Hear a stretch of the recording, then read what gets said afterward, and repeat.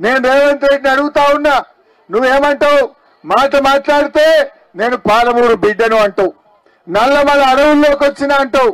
మరి నల్లమల అడవులకి వెళ్ళి వచ్చినవైతే 2 లక్షల రుణమాఫీ విషయంలో నీ నిజాయితీ ఏమైంది? పాలమూరు బిడ్డవైతే నీ పౌరుషం ఎక్కడ పోయింది రేవంత్ రెడ్డి అంటున్నా. ఇవాళ ఈ రాష్ట్రంలో రుణమాఫీ కాక రైతులు ఎంతో బాధపడుతుంటే నువ్వు ఇవాళ ఎగబెట్టి మోసం చేసినావు. కొద్దిగంత చేసిండు, ఏం చేసిండు ఆ కొద్దిగంత మీకు కూడా అర్థం కావాలి. వానకాలం రైతు బంధు పైసలు 8,000 కోట్లు ఎగ్గొట్టిండు.